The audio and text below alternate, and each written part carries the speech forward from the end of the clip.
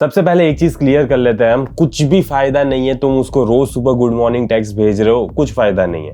तुम कितने ज्यादा एफर्ट्स डाल रहे हो, कितनी ज्यादा केयर कर रहे हो उस बंदी की, कितने ज्यादा लवी डवी उसके सामने बिहेव कर रहे हो, कितने ज्यादा घंटों तक तुम उससे टेक्स्ट पे बात कर रहे हो, कितने ज्यादा घंटों तक कॉल पे उससे बात कर रहे हो, कितनी बार वीडियो कॉल कर रहे हो, कितनी बार उससे मिल रहे हो, कुछ भी फायदा नहीं है। इन सारे रीजंस की वजह से वो तुमसे प्यार कभी भी नहीं करने वाली।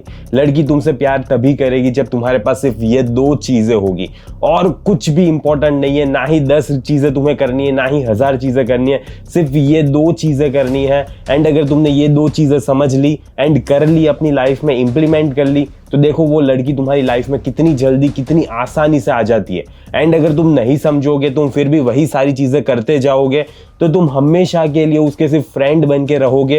अट्रैक्शन आएगा ही नहीं, कभी डिजायर आएगा ही नहीं, कभी वो बंदी तुम्हें प्यार कर ही नहीं पाएगी। नहीं होने वाला यार, रियली मैं बोल रहा हूँ, सच में बोल रहा हूँ, नहीं होने वाला। तो बेटर है कि इस वीडियो को ध्यान से समझना, सुनना, आंखें और कान खुले रखना एंड इस जीवन में इंप्लीमेंट करना। सबसे ज्यादा इंपॉर्टेंट चीज यही है कि अगर तुम इस वीडियो को इंप्लीमेंट नहीं करोगे तो कोई फायदा नहीं होगा। तो चलो वीडियो को स्टार्ट करते हैं। सबसे पहली चीज है your personality, the energy you carry. Most of बंदों को यहाँ पे यही लगता है कि लड़की तुमसे प्यार तभी करेगी, तुम्हारी लाइफ में तभी आएगी जब तुम्हारे पास पैसे होंगे, लुक्स होंगे, या तो फिर तुम्हारा स्वैग होगा, तुम एक बैड बॉय होगे, तब जाके जीवन में तुम्हारी लड़की आएगी। पर ऐसा नहीं होता। वो अटेंशन दे रही है तुम्हें, तुम्हारे पास ये चीज होगी तो तुम्हें लड़की का अटेंशन मिलेगा, लेकिन अटेंशन का मतलब प्यार नहीं होता। ये चीज तुम्हारे दिमाग में डाल दो। लड़की तुम्हारे साथ प्यार में तब गिरेगी जब वो एक एनर्जी देखेगी एंड इमोशनल स्टेबिलिटी देखेगी। वो देखेगी कि तुम काम हो। अब तुमने मोस्ट ऑफ लोगों को देखा होगा, मोस्ट ऑफ बंदे क्या करते हैं ना, लड़की 2 घंटे तक मैसेज नहीं कर रही या एक दिन पूरा उसने तुम्हें इग्नोर कर दिया तो इतने घंटों मैसेजेस भेज देंगे, कॉल कर देंगे, कॉल पे कॉल। उनके जीवन में और कुछ काम है ही नहीं, इतने ज्यादा ओवर थिंक करने लगेंगे, इतना ज्यादा सोचने लगेंगे, अरे यार वो बंदी मुझे छोड़ के तो नहीं चली गई ना, अब मैं क्या करूंगा, उसके बिना मेरी जीवन की वाट लग गई, ये वो सारी चीजें सोचने लगेंगे एंड इतना ज्यादा नीडी बिहेव करने लगेंगे कि ये सारी चीजें से तुम वीक एनर्जी शो कर रहे हो। एंड लड़की कभी भी, जो बंदा वीक एनर्जी शो कर रहा है उसके पास नहीं जाती। तो सबसे पहले तो ये चीज को चेंज करो। तुम लड़की को चाहिए कि वो तुम्हारे साथ सेफ फील करे। फिजिकल सेफ्टी की बात नहीं हो रही यहाँ पे, इमोशनल सेफ्टी की बात हो रही है। तुम्हें लग रहा है कि अल्फा बनने का मतलब है कि तुम उस पर चिल्लाओगे, उसको अच्छे से ट्रीट नहीं करोगे, एक बैड बॉय की तरह बिहेव करोगे।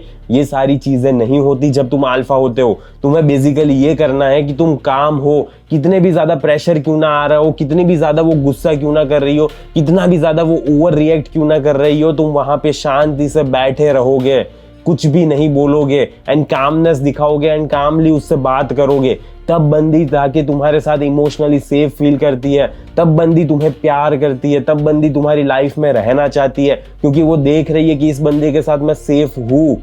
एंड वो ऐसा ही बंदा चुनती है जिसके साथ वो सेफ फील करती है। तो उसे सेफ तो फील करवा लो पहले। अब बहुत सारी मूवीज में क्या होता है ना, जैसे सैयारा को ले लो, अब तुम्हें वो देख के ऐसा फील होता है कि मुझे भी एक ऐसा पर्सन बनना है जिसका होल मिशन, जिसका होल पर्पस वो बंदी है।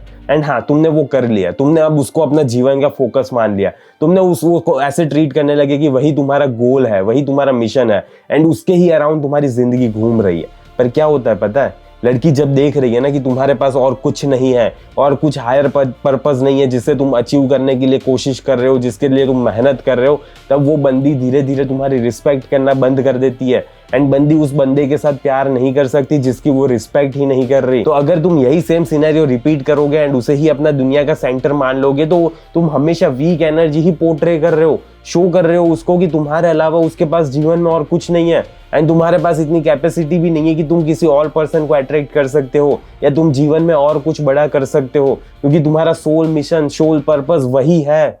एंड जब भी तुम्हारा वो पर्पस रहेगी, वो मिशन रहेगी, वही तुम्हारी लाइफ का गोल रहेगा, तब दिक्कत है, तब इतना ज्यादा अट्रैक्शन नहीं रहता, तब इतना ज्यादा स्पार्क नहीं रहता।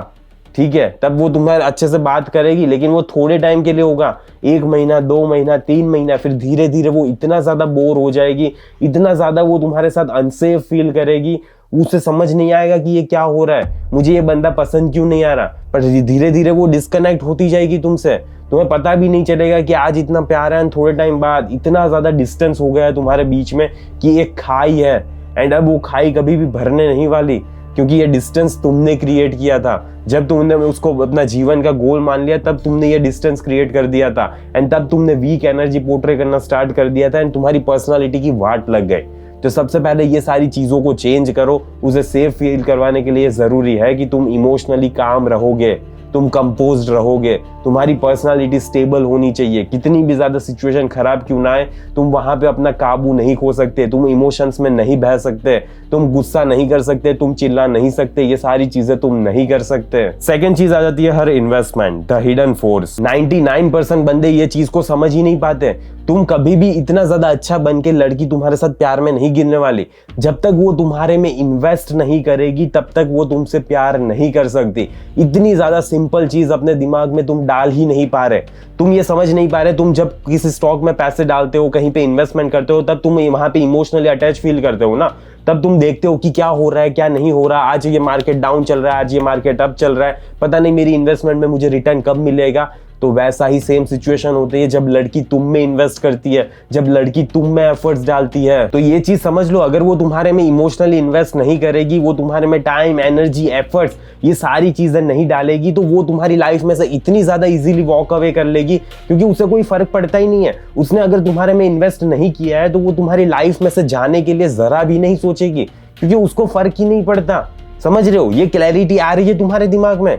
मुझे आशा है कि तुम्हारे दिमाग में ये सारी चीजें घुस रही होगी, तो इसीलिए तुम्हें ये सारी चीजें करनी पड़ती है। लेकिन यहाँ पे क्या होता है ना कि तुम ही हर बार उसको कॉल कर रहे हो, तुम ही हर बार उसको मैसेज कर रहे हो, तुम ही हर बार लीड कर रहे हो, तुम ही हर बार उसको डेट पे बुला रहे हो, एंड वो क्या कर रही है, वो सिंपली वहां पे तुमसे मिलने आ रही है, जैसा तुम बोल रहे हो वैसा कर रही है।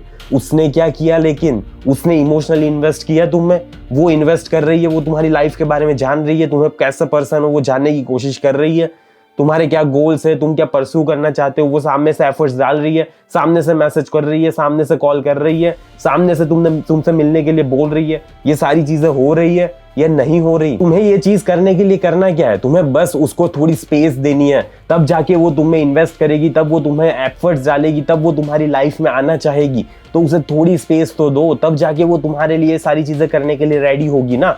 चलो मैं तुम्हें एक एग्जांपल बताता हूँ। एक बंदा है राहुल। अब राहुल क्या करता है ना, उसके लिए गिफ्ट्स लाता है, उसको हर बार डेट के मिलने के लिए बोलता है, उसको हर बार मैसेज करता है, सारी चीजें करता है जो कि एक बहुत ज्यादा अच्छा बंदा करता है उसके लिए। लेकिन एक सेम दूसरा बंदा है अर्जुन। अब अर्जुन क्या करता है ना, वो अपनी लाइफ पे फोकस करता है, वो अपने मिशन पे 100% डेडिकेटेड है। वो लड़की को सामने से मैसेज नहीं करता, सामने से परस्यू नहीं करता, एंड कभी भी रिस्पेक्ट करता है उसकी, लेकिन कभी भी नीडी बिहेव नहीं करेगा। तुम समझो अब लड़की किसके पास जाएगी? लड़की अर्जुन के पास ही जाएगी, क्योंकि अर्जुन वैसा पर्सन है जिसके साथ बंदी इन्वेस्ट करने पड़ेगा, बंदी को करना पड़ेगा, उसका टाइम, एनर्जी, एफर्ट्स डालने पड़ेंगे, तब जाके अर्जुन उसकी लाइफ में आएगा। तो तुम्हें भी ऐसा अर्जुन बनना है, तुम कभी भी राहुल नहीं बन सकते। राहुल की लाइफ में कभी भी लड़की नहीं आने वाली। तो सोच लो कि तुम अर्जुन जैसा बनना चाहते हो, जो अपनी लाइफ में डेडिकेटेड है, जो अपने पर्पस पे काम कर रहा है, उसके रिस्पेक्ट कर रहा है, लेकिन उसके लिए भागता नहीं फिरेगा, उसके लिए कुछ भी करने के लिए तैयार नहीं हो जाएगा।